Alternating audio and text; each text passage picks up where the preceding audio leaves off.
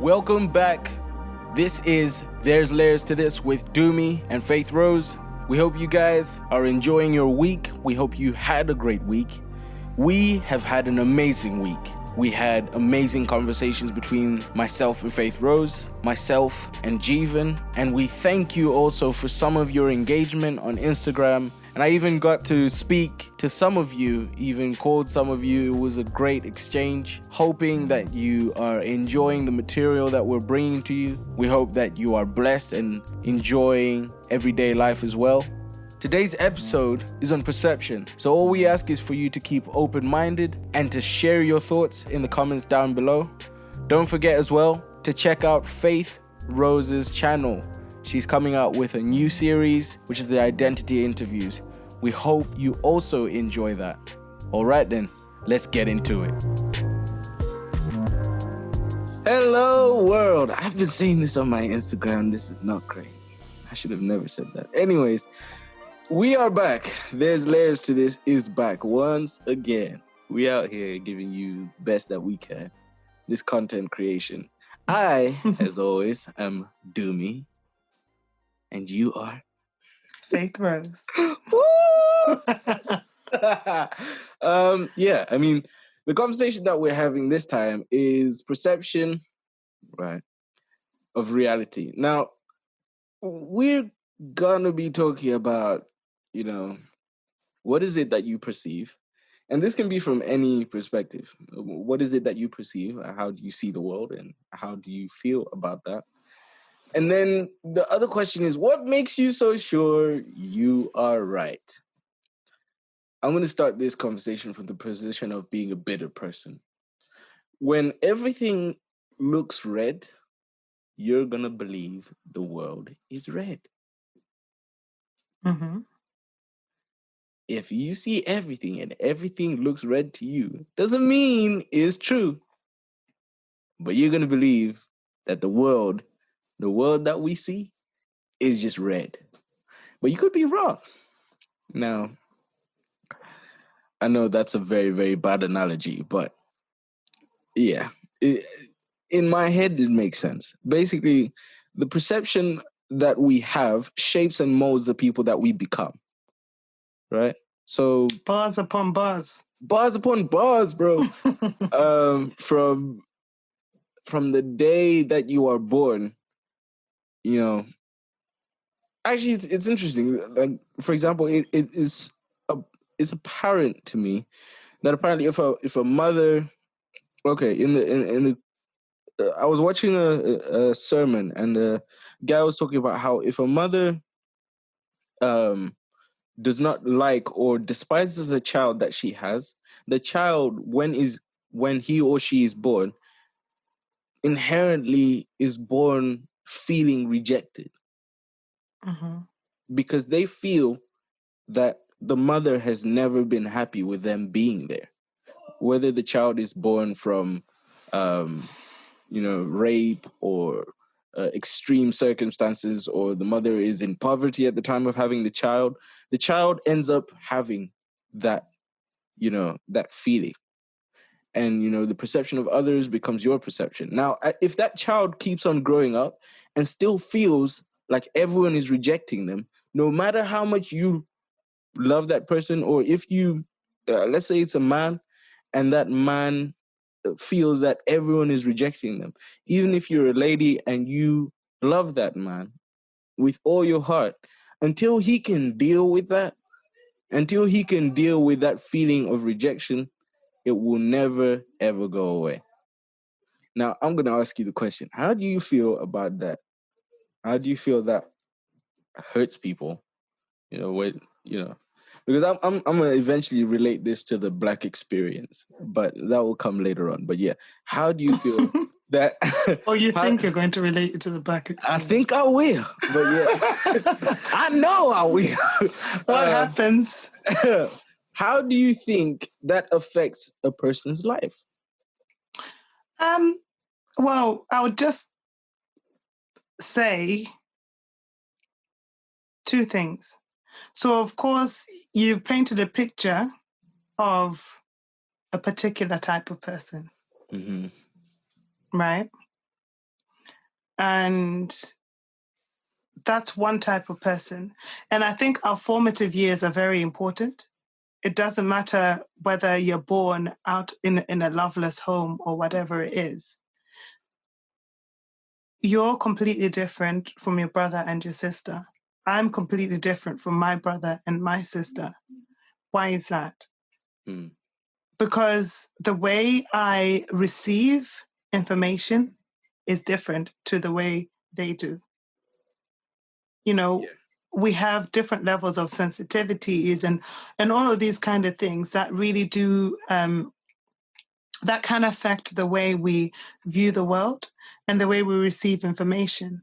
Because maybe something might have happened, and the way we process that thing is what brings out a particular outcome. I'm not saying, okay, I'm not trying to put to rest to say, okay, this is exactly how things work. But then I think there's also an importance in understanding the differences that we have as human beings, because we are inherently different, but we all feel pain. We know what pain feels like, but the way we process it is a completely different thing.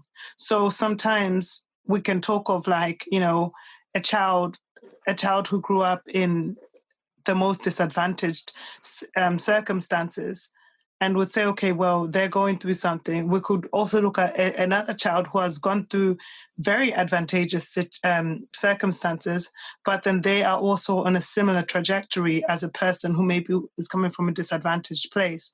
Why is that? It's because of their perception and their understanding of love and things around them.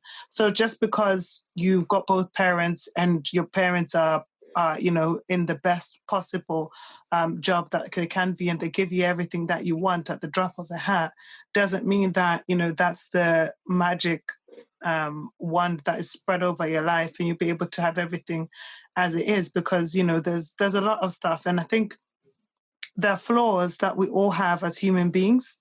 Mm-hmm. And because of these flaws, it really does affect the way we interact with the world at large.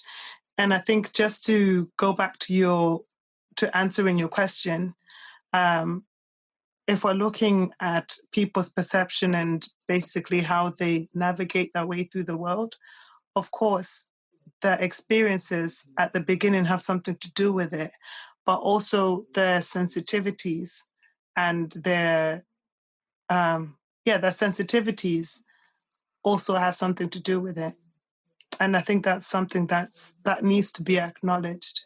Yeah. And understood. And I don't think I've answered your question in completeness. So could you just ask me the second part of it? Yeah, I think my other question, I think, was really just, how will that, we've talked about you've talked about the sensibilities and how a person feels. By the way, if you haven't done it yet, go and check out season 1, the episode on nature versus nurture. That episode covers a little bit of, it covers a lot of what we talk about here. We're kind of just expanding on the things that we've already talked about in this episode. And, we obviously, as we expand ourselves, there'll be things that will change, and maybe there'll be even more deep conversations that we'll have down the line. But anyways, to go back to the point, I think, actually, to be honest, I think you have answered the question in terms of, understanding that every person has their own character, and that character influences the decisions they make. And, even the surroundings may not be as advantageous, but then, the person always has to make a decision whether they, feed into that or not. So in that sense, maybe the idea of now relating it to the Black experience actually comes a little bit earlier than I expected. That, as Black people, I always like to look at two things. For example, well, not always, but recently, during the last 5 weeks, The Last Dance has been my bread and butter. Yes, you keep saying it. You've watched it twice and you're about to watch it a third time. I'm about to watch it a third time because it's just great. It's just great. It's Michael Jordan. Like, come on. It's the kind of show that make you want to support the 98 Bulls. But, like, it's it's a serious understanding of where people came from. Like when you look at influence plays a very big part in this, in perception. Influence and your will. In The Last Dance, it talks about how Michael Jordan's will to win was unmatched at the time. Mm. And he could will his team to win anything. He just could. He retired and came back, and after he came back a year later, they won again. That is serious will to win. And then there is the other thing is what is it? I hope I haven't lost it. So yeah, I talked about The Last Dance, and I also talk about the way we see ourselves as Black people. We tend to look at slavery and all those things. Yes, in the film The Black Panther, the Wakandans didn't understand what slavery. They they know the history of slavery, but they were never involved. So that's not a part of their character. That's not part of something they had to suffer or go through. And even those of us who are born free, we don't know what that's like. We don't know what slavery is like. We understand systemic slavery or racism or whatever, the fact that you go to work 9 to 5, and if you don't go to work, you lose your job and you have no money, and that kind of thing. However, we don't fully ever attribute our own issues and perception to the way things work, by just ourselves, and that's a very difficult thing. As Black people, I think we need to be accountable for our own, mistakes. And sometimes the perception that, it's always someone else's fault as opposed to ours might be a problem. So my big question here is to do with, how do we then move on? Because in the last couple of weeks, we've talked about systemic racism, we've talked about the Black Lives Matter, and so on. But I mean, life goes on. So we can't keep on living in that ditch. How do we move forward? How do we get up and say, okay, we need to change our point of view? And the Bible makes a very good point of this. It says, renew your minds. But how do you do that? What are you feeding yourself? Oh, well, yeah, I mean, that is true. What are you feeding yourself? Anyways, expand. Because I think just listening to what you've said, I think it's all important to say, okay, what are you feeding yourself? And I can even go back to what you said initially, like you were talking about, like, people's characters, because sometimes, you can have the victim mentality and be woe is me for all your life. And you're like, nothing is going to change. Or you can choose to say, okay, well, this is the reality that I've known. These are my people that I've known, but I see someone else over there and I want to be like them. And what are you feeding yourself? Everything about that person becomes your role model. That trailblazer becomes a possibility for you to be able to see how you can get out of that situation. And, at the end of it, it's saying, okay, well, the buck stops here. What am I doing? Why am I still focused on this thing and not doing anything to change it? So I think the action is necessary to be able to change our own perceptions. What are we feeding ourselves? How are you educating yourself?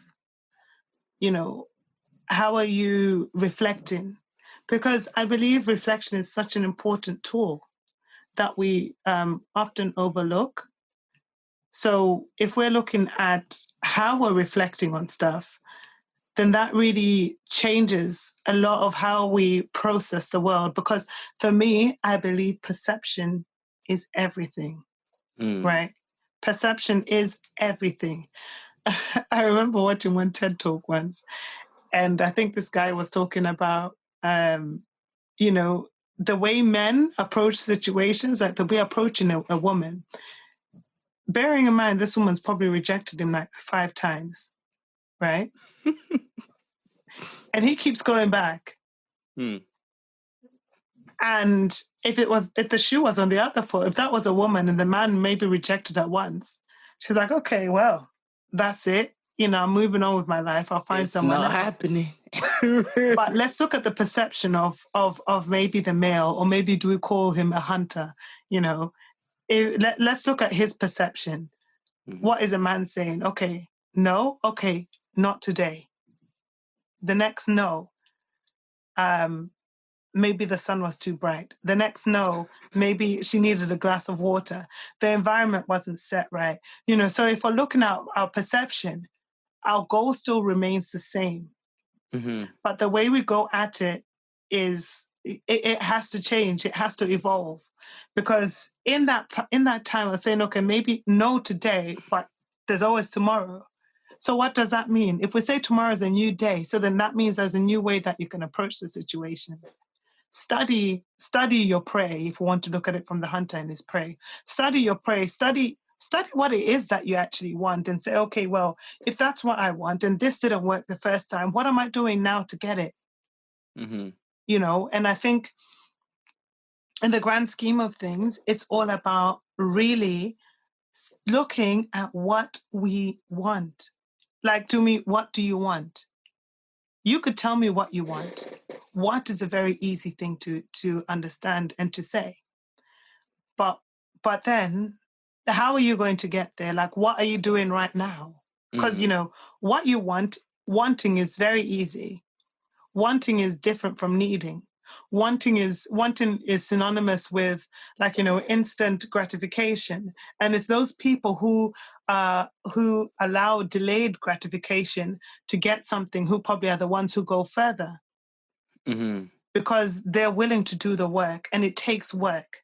It takes time to change perceptions. It takes time to feed your mind. It takes time to feed your understanding of a situation and get to a place where you're saying, okay, well, maybe that wasn't the best way to do it. So maybe I could do it like this, or maybe I could do it like that. So yeah, I think that's that's my take on your last question. Yeah, I think that's really important, and you guys will notice that I tend to. This is usually me. I usually go to Faith for a lot of advice when it comes to life issues, because it's very important to be able to consult someone. Mm. But what I've come to understand about perception is that how important it is to be able to look at things from a very fresh lens, and Okay. logic. A lot of the time, logic is not really as revered as it should be. Does that make sense? In the sense that when we talk about, you get into a situation where you need to think logically, people usually think logically when they need to. But when they get, in the first episode, I talked about how from now, because of quarantine and because everything slowed down, I've been in a place where I'm able now to think logically about everything, even my feelings, even about, okay, does it really make sense for me to feel the way I feel? Like if, for example, in the case of, I'm not able to work right now because of the quarantine, and I work in the music business, which needs people to go out. It needs people to be out there and want to have fun and go places, live shows, that kind of thing. That's my industry. And working in that industry means that I have to be able to go out. But if I react to that emotionally, right? Like, oh, everything is not working and there's nothing else I can do, and I'm just gonna wallow in my pain. I would not be in a place today if I saw things through that lens. I would not be in a place today where I'm saying, oh, actually, I can produce music, or I can do the podcast like we're doing now. And you guys have to understand, we're not making any money from this. This is actually a passion project for both of us. This is something that we're doing because we feel that there's a vacuum where that conversation can be had, about serious things, that are not reaction videos on YouTube, that are not things that people are reacting to the world around them, or things that they see happening, or reminiscing about the past. But it's really conversations from a godly point of view, but also from a very human standpoint, to say that this is how the world works. But perception as she said, is everything. Because once you perceive that something is possible, you become more than able to accomplish it. For me, once I saw one of my friends, I shouted him out at the end of last season, Paul Kajala. We all call him Kafinga, you know. But Paul has been able to build a studio from nothing in a country that does not acquire so much musical equipment. So he's definitely having to import, and he's grown his skills, and his parents have, been involved and have fed into his dream. And that's powerful, because once I saw that it was possible, it gave me an even bigger hope and faith that I can do the same thing, that I can go in the same direction, that I can even one day compete with him. And that's an important thing to be aware of. That's very important to understand, that perception frames who we are. If you feel downcast and you have no way forward, that perception will lead you to live that lifestyle. But if you are ready to commit to a bigger goal, ready to commit to a dream, ready to move forward, you become a person with so much more power than a person who's just working a 9 to 5. And last thing I will say is, I applaud people like Faith and Rumbi, who started African Youth Arise, who always remember to feed into us young people. I'm 20, and there's younger people than me that are involved in Faith-Rose. And it's powerful because these people change the way you think. They change the fact that you have no power. No, they give you the power. Your responsibility is now yours again. And that was something that I was lacking before I started working with Faith. But today, today, man. I'm a bit scared when you call me sometimes. I'm just like, what is he going to say now? Oh no, what is? Oh, and when you say, I'm just like, yes, we can do it. Let's do it. Let's go. Yeah, and we always start things that end up exhausting us. Like months later, we're just like, it's done. It's done. I remember when we finished Full Circle, when we finished the entire Full Circle, when we finished writing the book, and we finished writing and producing and working on the album. Coincidentally, they finished all that stuff came together at the same time. Everything was finished at around the same point. You had finished with all the publishing at the time when we were dealing with the publishing for the album. And that was crazy, because I was just like, okay, we did this in 4 months. We did a whole album in 4 months. Something that usually takes a whole year took 4 months. And we were exhausted. I remember you were flying out of the country, and we were still dealing with things like based on like, okay, we need to do this today. That's a powerful thing. You people like yourself and the other people that you brought, to work with us in Faith-Rose, they changed the way we see life. That no, actually, it's possible to get up. It's possible to get up at my age. It's possible to get up and do things.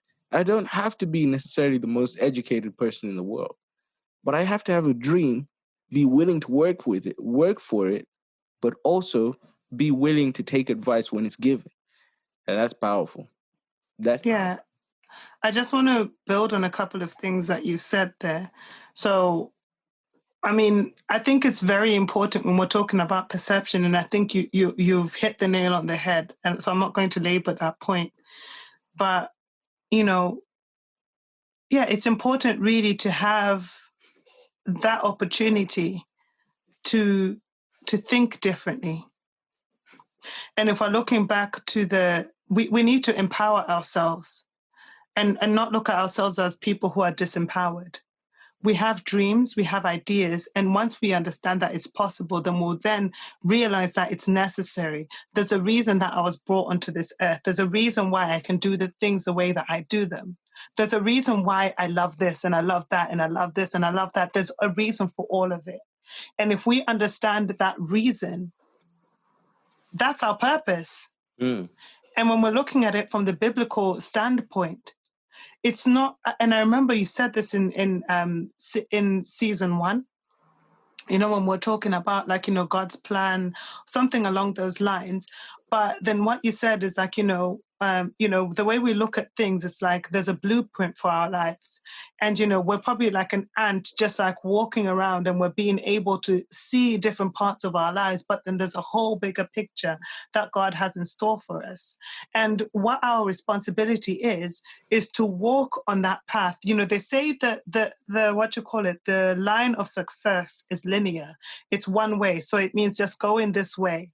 And what does that mean? It means that there needs to be focus. So if you're here, from point A to point B is a straight line, right? Mm-hmm. Mm-hmm. But then if you're getting distracted along the way, then you go to C, you go to D, you go to F, you go to G, you're going all around, but then you're trying to get from point A to point B. It's a straight line. And I think focus is very important. And it's very important to understand also what I was going to say, like, Moses, in the story of him, leading the Israelites out of captivity, what was one of the main things that he used? His staff. And one thing that was really, really important to me at a particular time in my life, when I was just like evaluating some of these things, like, Moses was asked, what do you have in your hand? And what was that? His staff. He was told to throw his staff down on the floor, and it turned into a serpent. He raised his staff up, and he raised his staff. He used his staff at so many different junctures in the whole journey from the Israelites leaving captivity and getting to the promised land. His staff was a key thing. And that's what we need to understand as people. We shouldn't perceive it to say, okay, well, I don't have Dumi skills, or I don't have that. I don't have this. I don't have that. What do you have? What are you doing with what you have? Because that's what opens doors. When people see that you're doing something, then they're being introduced to who you are. Right? So it's an introduction to who you are. You have dreams for a reason. You have desires for a reason. And if it's a dream that does not go away, if it's a dream that is constantly in your mind, that is something that is God-given. And it's necessary for you to fulfill those dreams. You want to go to the grave empty. You don't want to go to the grave with anything in you. So if there's books in you, you have to get them out. If there's whatever that there is that is in you, you have to get it out. And how do you do that? By finding like-minded people, by finding people who inspire you and filling yourself up with the idea that, yes, I can actually do this. Which is why whenever any of you young people come to me and tell me you want to do something, I don't say no. I say yes. And I said, let's do this. And then, we have a quick strategy session there and there. And I say, okay, let's do this. This is what we need. This is the timeline. Do you think you can fit that? And I'm asking you questions. I'm not telling you do this, do this, do that. I don't tell you what to do. And I think that's important. We shouldn't always say, okay, there's a specific way that things need to be done for you to be able to get this outcome, because people need that freedom. But the reality is we look at it and we say, okay, you want to get from point A to point B, how are you going to do it? You ask the person that question because they know it. Mm-hmm. So perception is everything.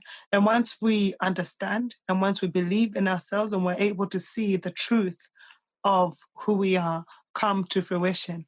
And I'm just going to explain a bit more just so that you understand, okay, a bit more about why I do what I do. Like, the whole meaning of Faith's Rose, right? So it's talking about the rose that belongs to faith, right? Mm-hmm. It's not necessarily my name. Faith's Rose. So the power of believing in yourself brings beautiful things. Mm-hmm. So, buzz. If you believe in yourself, if you believe it's possible, if you have that perception to say, okay, this is what I want. What is the line from point A to point B? It's a straight line. So it's simple, but it requires focus and requires vision. And you have to write things down. Then you see that it's been done. Oh, yeah. And in pertaining to this, check out season 1. Trust me. We've been saying it throughout the episode, and we've been saying it for weeks. But this, like, season 1 is packed with conversations that we didn't know that we would have these conversations this way. Trust me, we don't actually plan out the conversations and script them out. It's usually just talking points, and then we go. But yeah, definitely check out season 1. Check out the episodes on focus, nature versus nurture. Trust me, they help to understand what we're talking about now, because these are expansions now that we're doing. I was actually writing down what Faith said. The power of believing in yourself brings beautiful things. And it's true. And, you know, if you check out CIC Inc., their page, they did a post today. They did a post on, what's it called? They did a post on writing things down. Write things down. If you have That's exactly where I was thinking. That was where my frame of mind was. Exactly. But I was thinking, when is this actually going to come out? So that's why I didn't mention it. Yeah, no. Yeah. By the way, we pre-record everything. Yeah, we just haven't been wearing the same clothes for 3 weeks. Yeah. Yeah, we kind of have to get through the day. Anyways, in the case of, you know, like, yeah, check out CIC Inc. They talked in depth about writing things down and how important it is, and that it actually, you know, the Bible tells us to write your vision and make it plain. Make it plain, make it easy. If you can explain it to a 7-year-old, if you've got a child and you can explain it to your kid what you want to do, usually that vision is attainable. It means that you don't need to go through hoops and hoops and hoops. But it gets more complicated the bigger it gets. So have a vision that is set and then go. And refine it as you go along, because you learn. Yeah, you learn as you go along. And you build, and things get bigger. I mean, for example, there's layers to this. Started as a conversation to say, okay, we don't see the conversations that we usually have in normal society. You know, Faith, myself, you know, my parents, her parents, and the people around us, you know, generally we have a community of people that talk about very different things from what the community is talking about right now. And we said, okay, I haven't seen anything on YouTube. And by no means are we the greatest YouTube surfers, but we haven't seen conversations like the ones we have on a regular basis. So we said, I think it's time that we have something that we can enjoy conversation in, and that we can share that with you. And in those terms, we want you guys to also talk to us about the things that you hear and the things that you are seeing in these episodes. It's powerful. And, you know, I'd say actually go and check out Faith-Rose's. Faith has a team of people that are always working on different projects that she's got and we've got personally in our lives. But definitely always, I'd say go and check out Faith-Rose's. Her tag is at I am Faith-Roses. It's pretty simple. I am Faith-Rose. Yeah. Oh, not bad. Yeah. I am Faith-Rose. That's her tag on Instagram. So if you go and write on her page and just let her know, you know, even if it's just you enjoyed the podcast or you enjoyed what she had to say, my tag is Dumi. So Dumi, DUMI_HW. And you guys can... What does the HW stand for, by the way? Homework. No, heat wave. Do you remember how like 10 years ago you guys had that band called Heat Wave? I so wanted to be a part of that. I was so hurt. That I was on the other side of the planet, I swear. And I was like, my gosh, man, like I wish I could be part of that band. Anyways, I'm gonna take it. But yeah, in the end, I see. I like that. You saw inspiration in Heatwave. By the way, we don't need to talk about that. We just draw a line under that, and but clearly it was the coolest thing at the time. Oh yeah, it was. But yeah, definitely, you guys check all our stuff out. On There's Layers to This, we are available for conversation. So if you guys want to write, you know, even topics that maybe you want to see covered, we'll see if we can fit them into this season. But definitely, if you want to write topics that you think that you want us to cover, we'll keep you posted on what we're doing as well in our personal ventures, but also in There's Layers to This. But yeah, have you got anything more to say, Faith, before we go out? No, I'm just trying to think of whether I should share a funny story. Oh yeah, story time with Faith-Rose. Let's go. Yeah, there's one funny story in the book Yeah. that, you know, that a couple of people who have read it said that that's the star moment. They really find that funny, but that's not the funny story I want to share today. It's just more to do with like perception. So like, you know, sometimes when you see something being done and you're like, wow, that's being done, I can do that. And I think that's my perception a lot of the times. I have role models and I say, okay, if they can do it, then I can too, kind of thing. But anyway, there was this time where, I mean, if anyone knows me, I love the water. I love to swim. I can spend all day in the water. So when we were younger, we used to go to this swimming pool at this hotel, and we'd be at the swimming pool the whole day in Malawi. And, you know, we'd be there, someone would be babysitting us, would be eating chips and all of these things. Like, you know, we'd be all around, like, you know, having fun as kids do. So anyway, there was the baby pool and then there was the big pool. And of course, I was learning how to swim. And, you know, sometimes we'll be in the baby pool, sometimes we'll be in the bigger pool and we'll be swimming and doing all of that because we're still learning how to swim at school. So anyway, one time we went swimming that day and my friend came along. And when my friend was there, we were like, okay, let's go swimming. And she was a much stronger swimmer than I am. So she basically just... Why am I saying this? I'm exposing myself. But anyway, Come on, let's go. Expose her. She was a better swimmer than I was. So she decided to say, okay, well, she was swimming and she just jumped straight into the pool and she was there swimming. And, you know, the way the pool was, the outside of the pool was a shallower end, and the closer you went inside, it was going deeper. So in the middle was the deepest. So anyway, so she had jumped, and I was like on the side, and I was just like, what? Did she just do that? And of course, my perception is if she did it, then I can do that too. Exactly. So I'm like, I can do that too. So what do? I say, okay, I saw what she did. She bent her knees, you know, she put her arms forward, whatever. I saw in my head, that's exactly what I did. I jumped in that pool and I started thinking I was swimming, but I was actually drowning. Oh my gosh. Because I jumped into the middle of the pool, which is the deepest part of the pool. Oh God. And I'm there like, wow, this is not how I planned my life to be. Of course, at that point, I'm sure my life was flashing before my eyes. I'm there drinking all this water. You know, a lot is going on. Like, you know, the once tranquil waters are not tranquil anymore. There's a lot of like, you know, flurrying around. And in that moment, I guess because it's a public space and there were some other people. So there were these two men who we'd seen there. And what do I have? Some man dragging me out of the water and actually saving me. So yeah, the time I almost died because I saw my friend jumping into the water and I perceived that I would be able to do the same thing if I just did exactly what she did in the exact same way that she did. But of course, I didn't know what she actually did. Of course, I can swim now. I'm not scared of water or anything. But yeah, on perception is everything.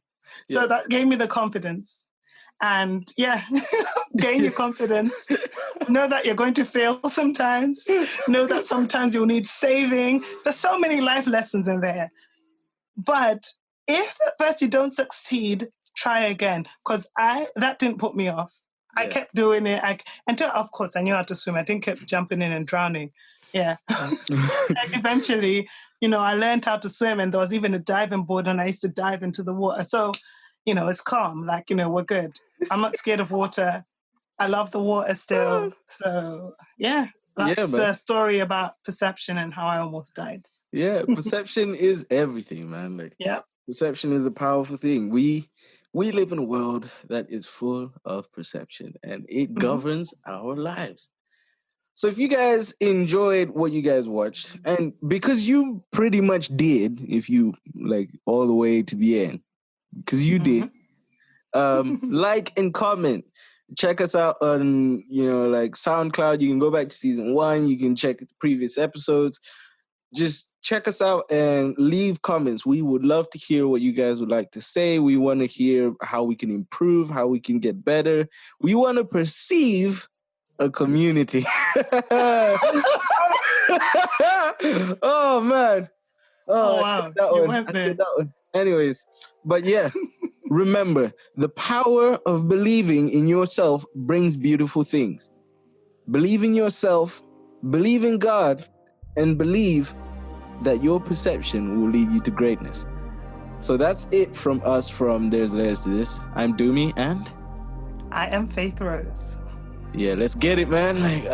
Have a good night, day, evening, morning, whatever time it is in your vicinity. Have a good time. God bless. And one time.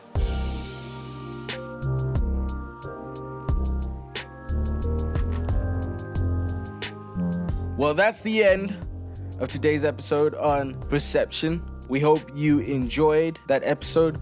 We hope you felt great about what you heard. But even if you didn't, we want to hear your point of view. We want to hear what you have to say. And we want you to engage with us, as we have had some engagement in the last week, had some great conversations over the course of the week. Don't forget to go and check out Faith-Rose's identity interviews. Go and check out our Facebook, our Instagram. Our Instagram is the one we like to reply to viewers and like to reply to your thoughts and even some of your posts. So we hope that you get to engage with us more there on Instagram. We are also now on Spotify. We are also trying to sort out our Apple podcast, and we are excited about that. We're on Spotify, SoundCloud, and also YouTube. So check us out. If you're on your drive to work, check us out on Spotify. Just put that in the car and just enjoy your journey. But we are grateful for every person that is supporting us. Thank you so much for making this worth doing. God bless. Good night.